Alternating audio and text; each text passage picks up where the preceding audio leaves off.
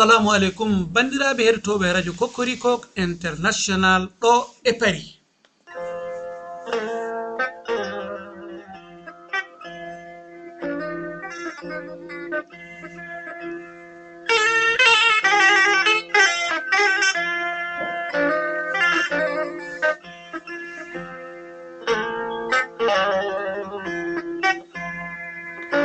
Ñalawma hande o noon en dañi ɗo hoɓɓe tedduɓe mamin kala noon inde mabɓe.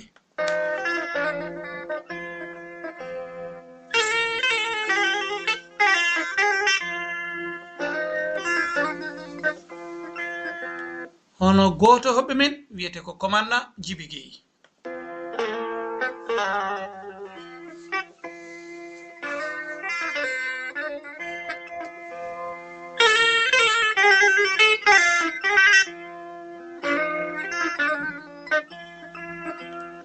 Gonɗo ko musidɗo men Samba Thiam.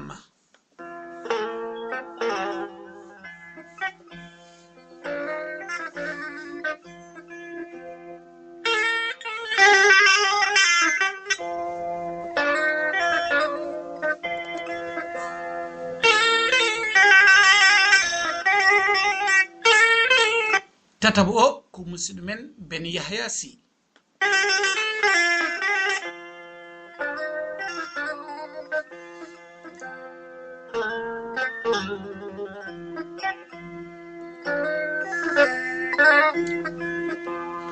Hande noon ɗo e Paris 12e enen kawri ɗo e ɓeɗo sagataɓe leñol, sagataɓe gendi, sagataɓe darinoɓe jamma e ñalawma haɓede habde e jappeje fenade munne golla en bombe Afrique. Hono ɓeɗo sagataɓe so en kaaliɓe en inniɓe ene saɗimo andaɓe e adunaji gondaɗi ha tengti e diwanuji men biyeteɗi Sénégal, Mauritanie, Mali e Guinée. Hono ɓeɗo gendiyankoɓe en goto no mbiruɗen ni ko commandant Djiby Gueye. Djiby Gueye koye yimɓe mawɓe darinoɓe ɗo e ndiɗo leydi wiyeteni France, darinidi fedde moƴƴere mawɗo meɗen nde joguino hono président Mamadou Dia. Président Mamadou Dia ruttimo e joomum yo Allah yurmomo yaafomo. Oɗon Djiby Gueye koye joguinoɓe partiji mabɓe gonnoɓe ɗo hen parti o adande o fuɗɗi o wiyatno ko MDP. On saha gila nden e gila Mamadou Dia jagga les années 62 gila nden kamɓe ɓe ndendi ɓe mbaɗi batu mabɓe ɓe mbaɗi rendo mabɓe wadde moɓolel beele yo jam janggo e jam nde oɗon gorko Allah arti ɗum caggal toñangue ngue toñano takka waɗa e kaso yaltoyi ɓe mbawa jogade parti ɓe ganduɗa parti o ene wawa yoltude hujjaji firtude fenade waɗanode ɗon takke kewɗe gonno ɗon firtude ɗum ha laaɓa. On Djiby Gueye noon so tawi en kaali inde makko bandiraɓe hewɓe wonɓe politique ene gandi holi on biyeteɗo Djiby Gueye. Neɗɗo ɗiɗaɓo wiyete ko Samba Thiam. Samba Thiam oɗon gandi Samba ko mbaalu Allah noon kono noon mo jaɓata fenade jaɓata ñoƴƴede jaƴata fenade kadi fayi e dow mum. Oɗon kadi ko jungo ñaamo président Mamadou Dia. Président Mamadou Dia oɗon gandi ko gendiyanke mawɗo kañum wonno président du conseil du Sénégal. Oɗon président Mamadou Dia joguino laamu Sénégal e kuuptal. On saha président Senghor woni président kono noon doole ɗe e gueɗe ɗe foof eɗen gandi ko Mamadou Dia yamirtuno, Mamadou Dia waɗanno, Mamadou Dia windanno, Mamadou Dia momtanno, Mamadou Dia signintuno, Mamadou Dia yahanno e nder leyɗele yiilanade Afrique no yaari yeeso. On sahaa eɗen ciftora sagataɓe wondu noon ko nande Ibrahima Sarr en, Idrissa Ndiaye Joola en, e woɗɓe Amadou Ly en mbawa limtiddeɓe kamɓe fof oɗon gandi oɗon Samba Thiam ko gila nden kocugolel o jaggani Mamadou Dia o heddi e aadimo Mamadou fodanno leydi hayso telɓinamo ɓe jooɗi eɓe ndendini juuɗe mabɓe e koyɗe mabɓe kono ɓe ndendinani ɗemɗe mabɓe e haalisaji mabɓe eɓe berlo eɓe dokkira eɓe kaala beele hoto nde ɗo inde yoolade ha faw. Oɗon woni Samba Thiam. So ten kaali noon biyeteɗo Ben Yahya Sy. Ben Yahya Sy ko tanum Mamadou Dia. Ndeysan ɓe mbi so tawi ɓiɗɗo rontani bamum hen sahaji waadiraɓe walla taniraɓe ne kewi rontude. Ben Yahya noon ko gorko dariɗo, gorko janguɗo, gorko kaɓaɗo mo président Mamadou Dia heptini e gurdam mum. Kamɓe fof noon ko ɗo e nder ndiɗo leydi France ɓe goni, koye ndiɗo leydi France ɓe dari, ko kamɓe dari ɗo en ha fedde nde dari wuuri duuɓi noon jawti. Sagataɓe politicien mayata, sagataɓe politicien mbaɗata retraite, sagataɓe politicien kaɓata, sagataɓe politicien kulata sokede, kulata haɓɓede, tan ko gongaji mabɓe ɗi jaltani eɓe kaɓe jamma e ñalawma. Ko ɓeɗo noon gari ɗo hande e radio Cocorico international salminde, juurade, yewtidede e wodde kadi koɓe gaddani bandiraɓe.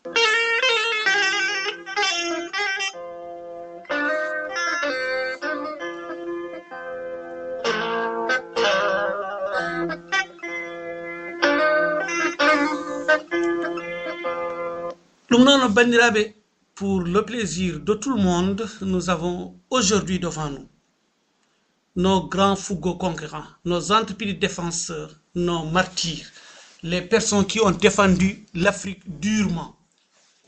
C'était le président Mamadou Dia. Le président Mamadou Dia, tout le monde le connaît. Vous savez la lutte qu'il a menée pour que le Sénégal soit indépendant. Il avait son fidèle ami qui était le président Senghor à l'époque. Vous n'ignorez pas les relations entre Senghor et Mamadou Dia. Malgré le cousinage entre les Sérères et les Toucouleurs, vous savez qu'il y a eu un problème très sérieux qui a fait basculer le pays en deux. Mamadou a été trahi par son ami ou son ami a été trahi par Mamadou. Donc le problème se posait. Chacun se demandait s'il y avait exactement un coup d'État ou il n'y avait pas un coup d'État. En tout cas, tout ce que nous connaissons, il y a des révélations qui ont été faites par l'ancien président du Conseil, le président Mamadou Dia. Avant sa mort, il a juré devant Dieu qu'il va éclaircir l'histoire clairement et proprement. Il a écrit beaucoup de livres qui retraçaient la vie et cet incident qui l'a opposé avec le président Senghor et les marabouts d'alors.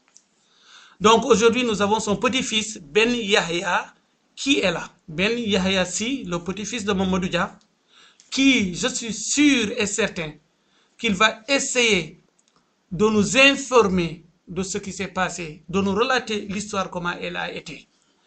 Mais avec tout cela aussi, nous avons d'autres compagnons de lutte, d'autres disciples spirituels, disciples dans la politique, des personnes qui ont lutté, qui ont marché durant toute leur vie avec le président Mamadou Dia, sur la personne du commandant de Cheikh Djibi Gueye, ancien commandant de la marine, mais aussi notre ami et fidèle Samba Thiam.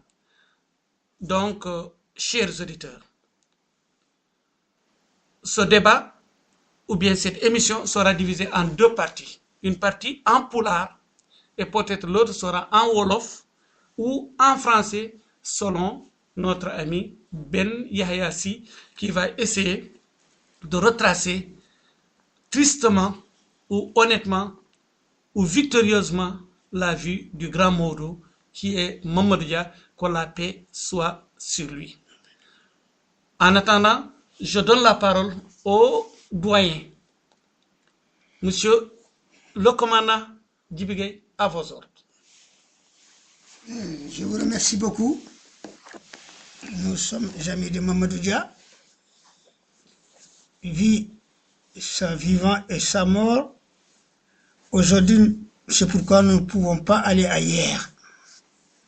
Jusqu'à présent, le parti est toujours là. Que je demande à tous les fidèles de Mamadou Dia de revenir avec nous faire le combat. Car un opposant n'est pas de retraite s'il n'a pas été satisfait.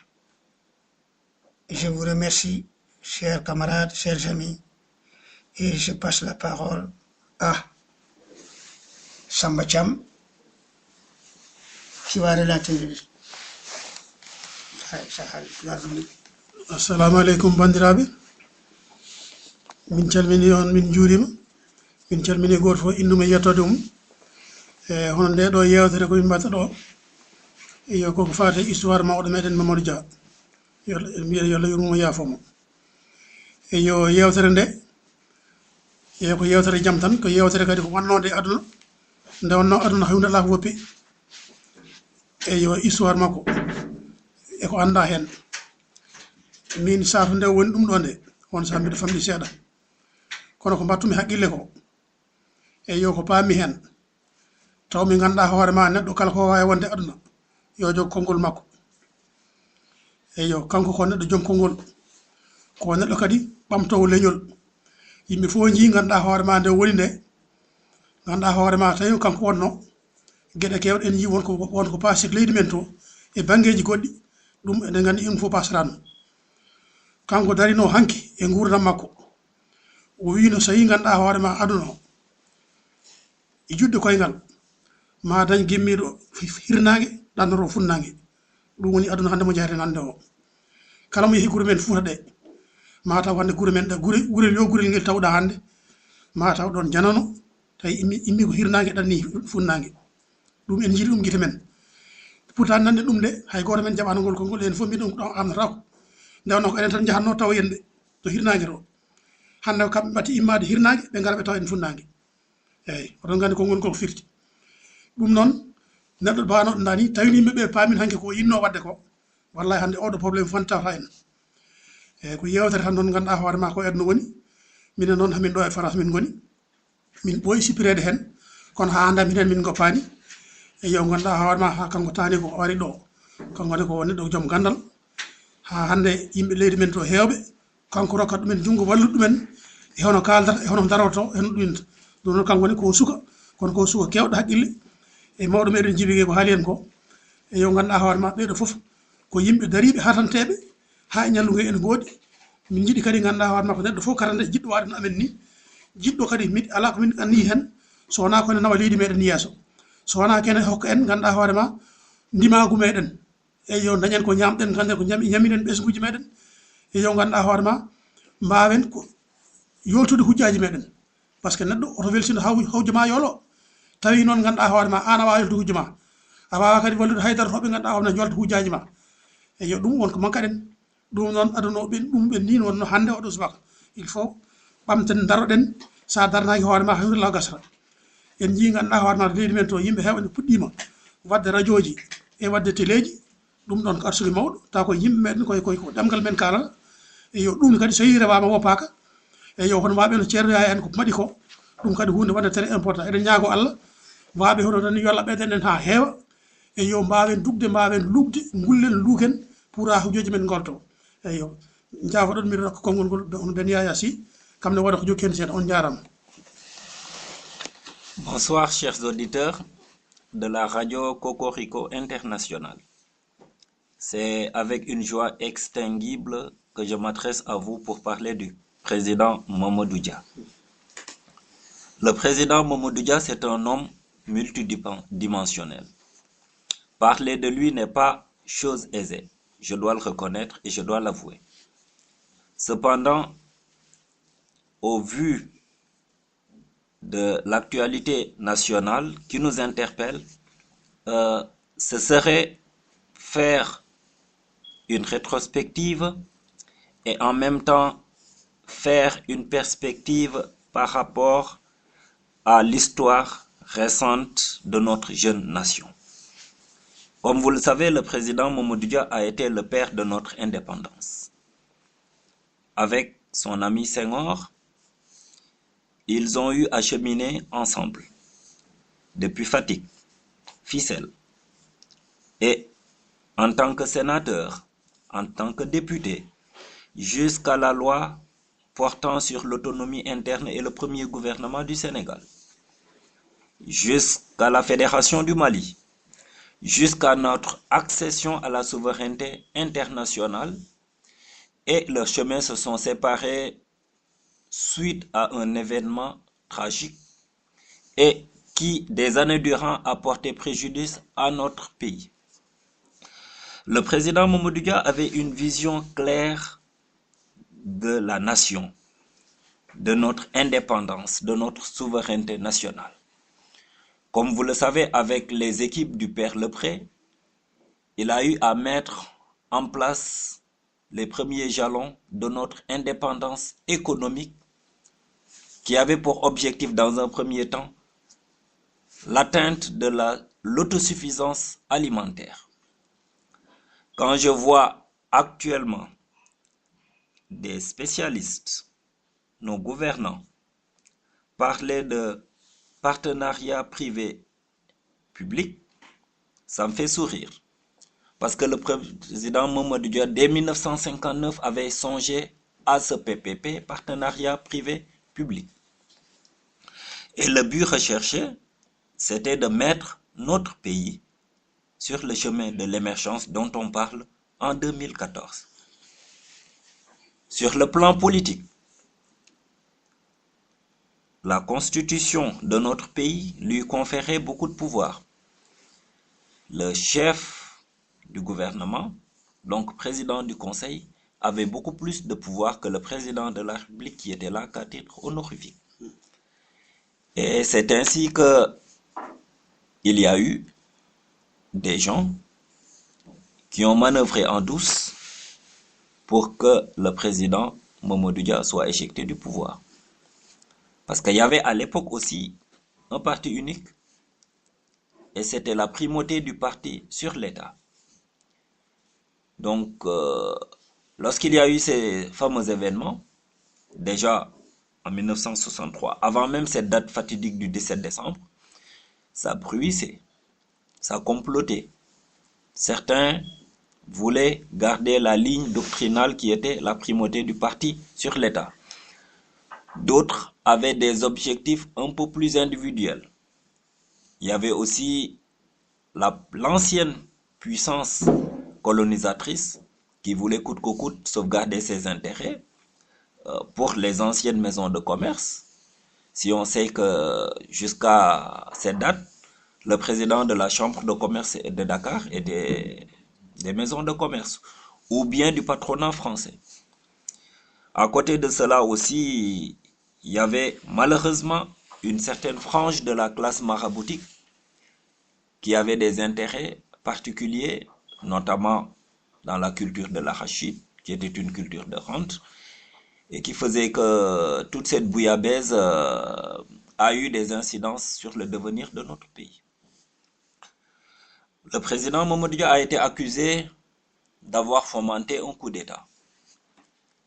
Mais à l'état actuel des choses, avec tout ce qu'il a écrit, et qui a été corroboré par certains de ses anciens proches collaborateurs, comme Cheikh Hamidou Kane, Roland Collin, et avec le film d'Ousmane William Bey sur le président Mamadou Dia, avec des témoignages de l'époque comme le général Alfred Diallo, Madame Annette Mbaye Verneville, M. Abdou Diouf, Moustapha Niasse, on sait qu'il est hors de question de parler de coup d'État.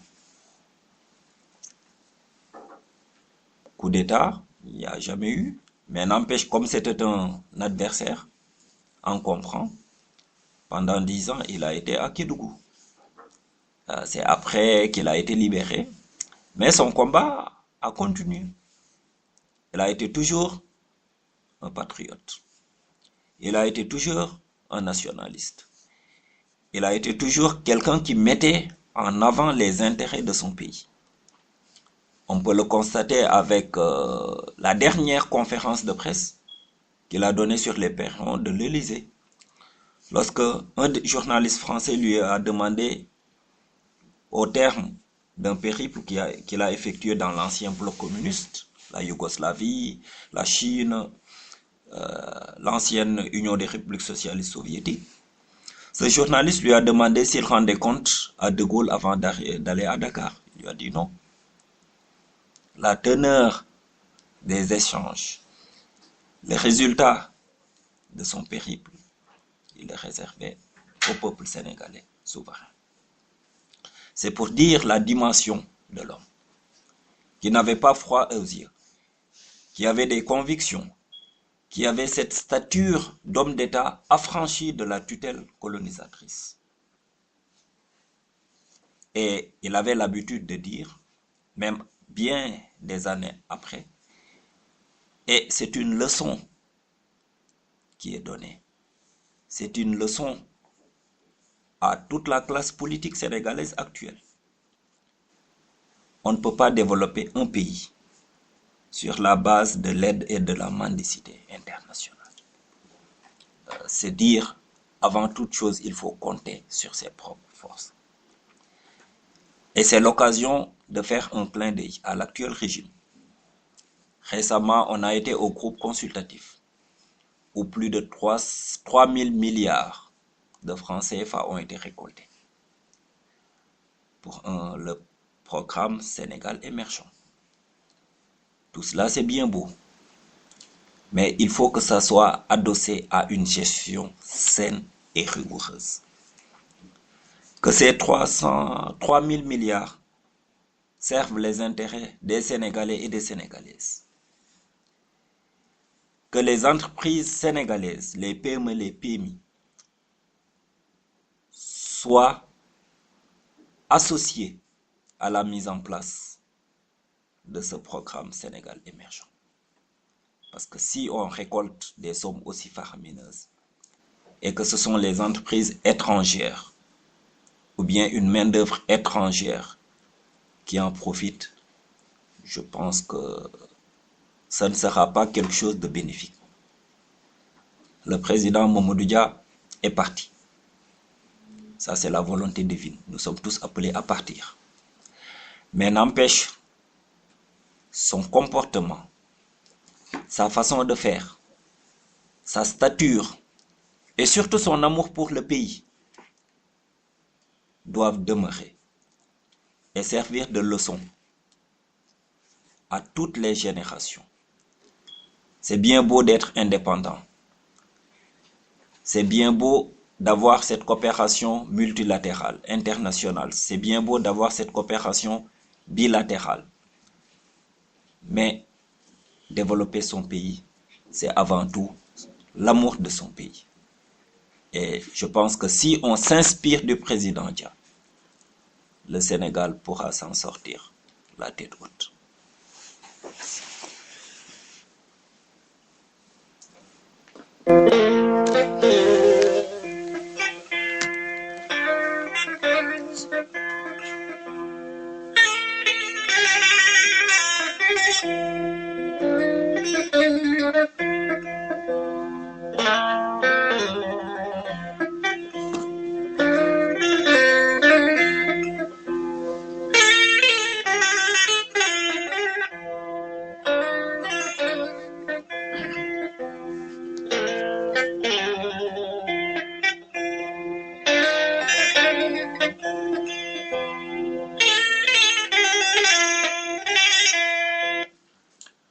o jibinako ñande 17 juillet 1911 e wuro wiyetengo Khombol Sénégal.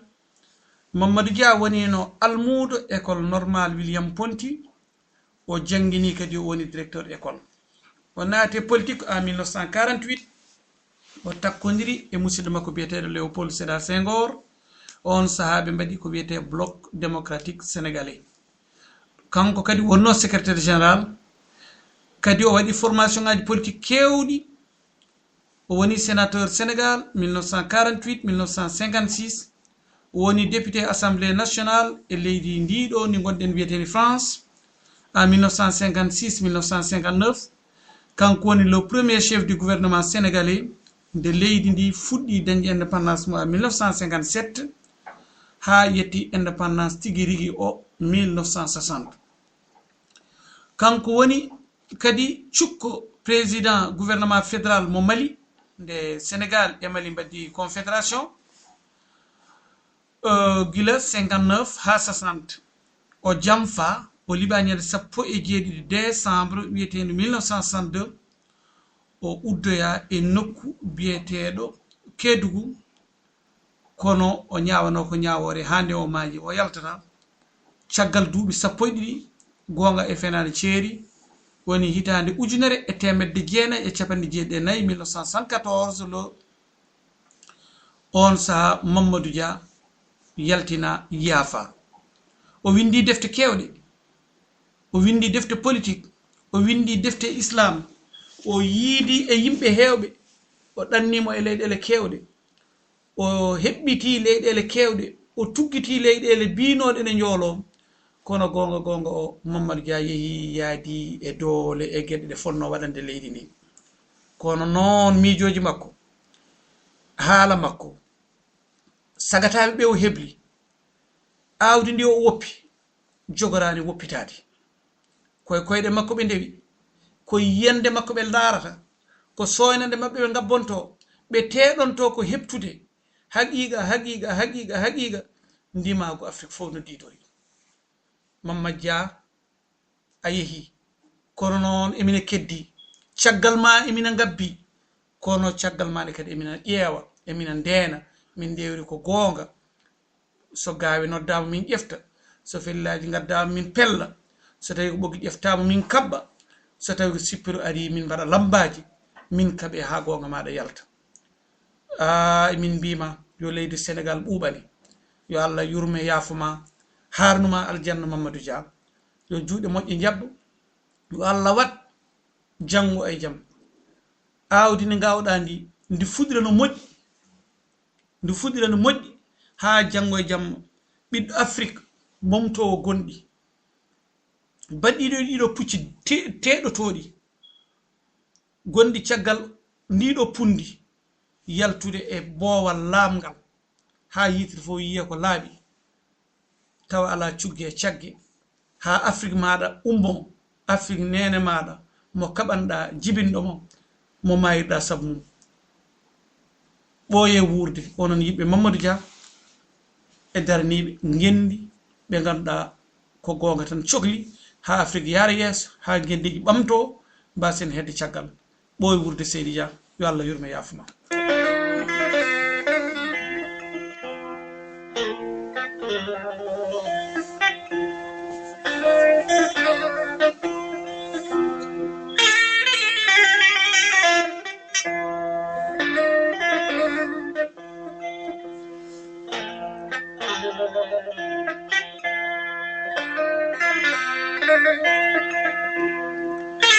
ɗum noon Samba Thiam hankandi ne yewtere nde haaɗiɗo kono noon min jiiɗa gaynen tawa ala konngol ngol cakkitoriɗa ane commandant Djiby Thiam e musidɗo men Ben Yahya Sy Samba Thiam holko jiɗɗa wasiyade bandiraɓe eyyi min jinmi wasiyade bandiraɓe tan koye haala tan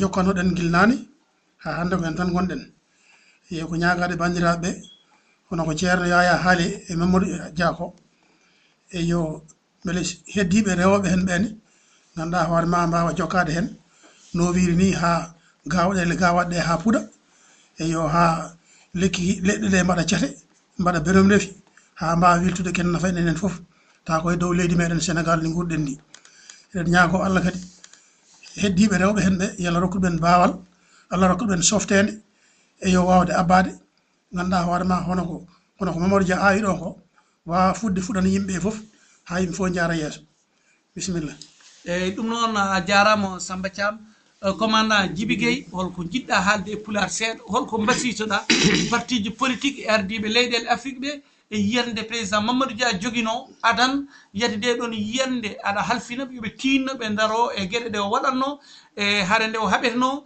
yoltude hujjaji haalpulaar en e bandiraɓe ɗo goni aduna foof yoltude hujjaji Afrique no didorno yoltude hujjaji ɓittaɓe ñoƴƴaɓe wiyaɓe yo ndew caggal.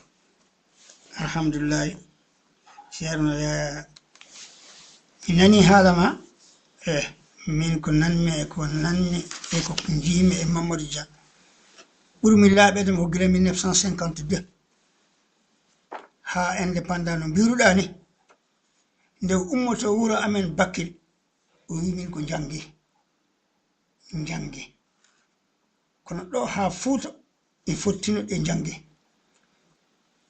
ɓe mbi eyyi o wi son jangi goɗɗo arata ɗo no laamu on onon ko mbawi laamu kono son janggani ko woɓɓe garata kadi laamu on welani eyyi ko ɗum guila nden min natmi e makko ha hande koye makko gonmi mbiɗa ñaagui Allah e nelaɗo mum e rewɓe makko ɓe wata ɓe jatiri caggal yo woɓɓe gar tawtamo min continue combat o ha nde min keeɓi haaji amen moƴƴi foof eyyi mi haaɗi ɗo saaha haalani e goto. Ɗum noon musidɗo men Djiby Thiam min mbima Djiby Gueye min mbima a jarama.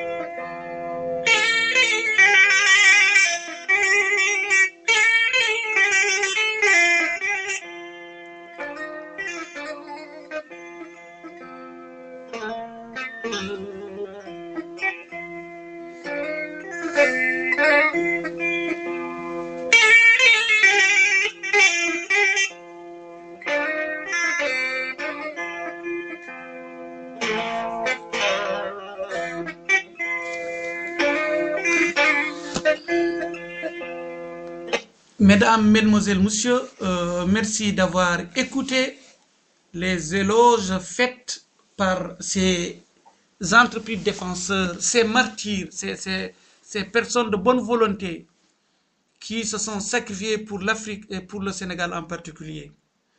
Je veux demander au petit-fils du président Dia, Ben Yahya, de faire sa conclusion pour en ce qui concerne les événements passés du président Mamadou Dia, avant de conclure cette émission. Merci Ben. Merci. C'est avec une fierté certaine et une conviction forte que nous constatons de plus en plus que la jeune génération s'implique dans l'espace politique. Et cette même génération va à la quête d'informations sur le président Dia. Parce que c'est une référence. c'est notre référence politique. Le coup d'État n'a pas eu lieu. Les archives, les écrits récents l'ont prouvé. C'est l'heure de demander solennellement la réhabilitation du président Dia. C'est l'occasion également de demander à nos chercheurs en sciences sociales, que ce soit en histoire, que ce soit en sciences politiques et même en sciences économiques, de faire des travaux, de dépoussiérer les travaux du président Dia pour que ces travaux soient vulgarisés, que ces travaux soient connus et que le président Dia, en tant que père de notre indépendance, soit enseigné dans nos écoles primaires, dans les collèges et dans les lycées. Il a subi suffisamment de tort et l'histoire lui a donné raison sur toute la ligne. Parce que du temps du régime du PS, on a vu qu'il n'y avait pas de programme économique digne de ce nom, c'était du tâtonnement, parce que le président Dia était le père de notre décalage économique. C'est ces errements qui nous ont valu 12 ans du régime de Abdoulaye Wade. En conclusion, c'est aussi le moment de lancer un appel au nouveau régime. Le président Dia doit être réhabilité, on l'a déjà dit. Mais aussi, il doit être une source d'inspiration. Parce que depuis 2012, on nous parle de gestion vertueuse. C'est l'occasion de l'appliquer en s'inspirant du président Dia. Parce que quoi qu'on puisse dire, il a été vertueux dans sa gestion et nous avons suffisamment d'anecdotes pour le prouver. Je vous remercie pour votre bienveillante attention. Le président Dia sera notre référence et de façon éternelle.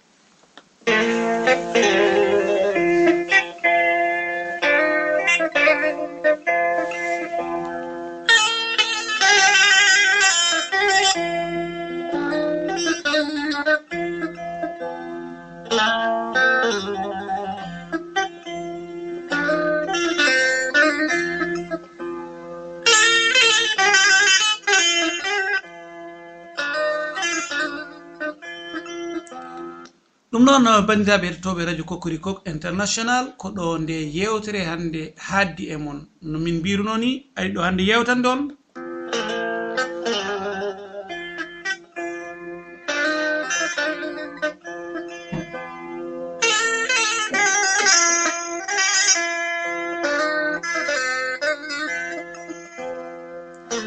ko musidɗo mon commandant Djiby Gueye Moutir Yimma Sara Bakel.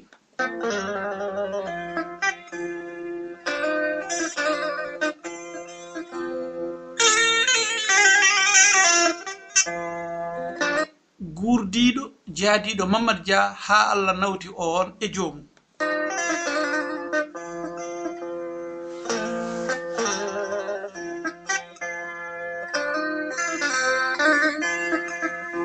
E musidɗo men Samba Thiam.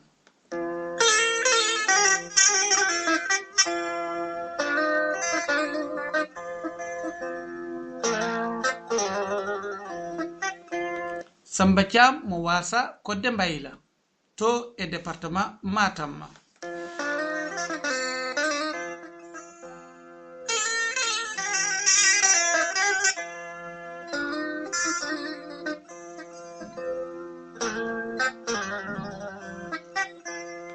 E Ben Yahya Sy mo ganduɗen ko tanum Mamadou Dia.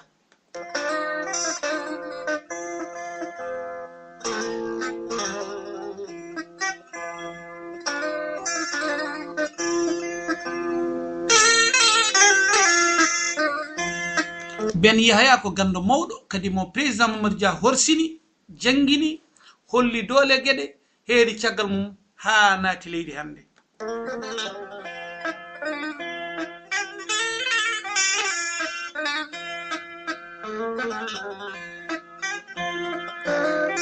enen tawtora yewtere nde hono musidɗo men joom suudu men Aissata Seydou Sy jaaɗo belnaɓe sara kahidi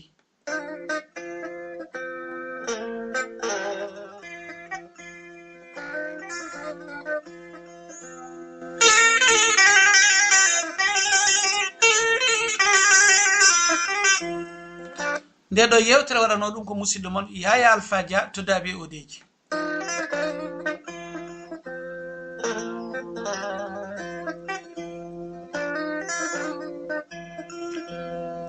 E dow yamirore hohoɓe Cocorico International waɗoɓe animation aroɓe ene ketto aroɓe ene jewta addoɓe gande mumen namde mumen e nelde mumen e kettugol mumen fof ene teddineno nde ɗo yewtere gendi yanke président Mamadou Dia yo Allah yurmomo yafomo.